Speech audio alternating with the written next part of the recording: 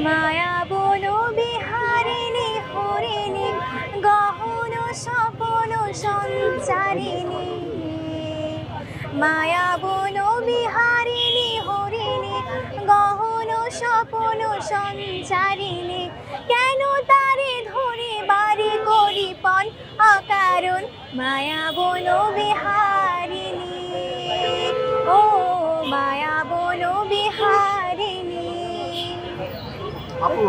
থাক থাক নিঝুমনি দূরেতে আমি শুধু বাঁশরীর সুরেতে থাক থাক নিঝুমনি দূরেতে আমি শুধু বাঁশরীর সুরেতে বাঁধন বিহীন সেই যে বাঁধন অকারণ মায়া বন বিহারিণী।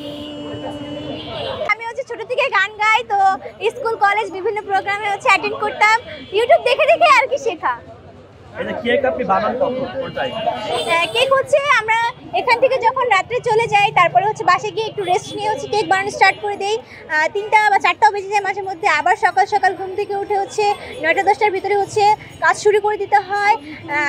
আমরা যত তাড়াতাড়ি শেষ করতে পারি এখানে চলে আসার জন্য 3টার মধ্যে প্রায় শেষ হয়ে যায়, তখন আমরা এখানে সেল করার জন্য চলে আসি।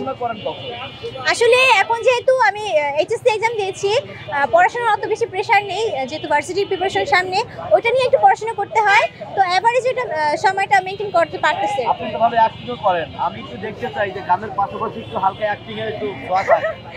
আসলে অ্যাক্টিং বলতে কি আমি নরমালি আমার একটা পেজ ছিল আগে, ওটাতে টুকটাক গানের ভিডিও করতাম আর গানের সাথে একটু মানে নাড়াচাড়া করতাম আর কি, তো ওখান থেকে আর কি অ্যাক্টিং শিখে গেছি।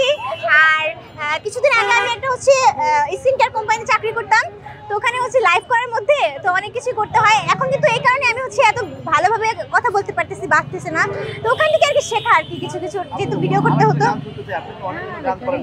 অনেক গান আপনি গেয়ে শোনাইছেন, আজকে এই নিয়ে আমি প্রায় 8টা মনে হয় গান গেয়ে ফেলছি। আমরা একটা শুনলাম, কি গান শুনতে চাই? আমি তো গানের নামই ভুলে গেছি। আপনার যেটা মন চাই সেটাই গান।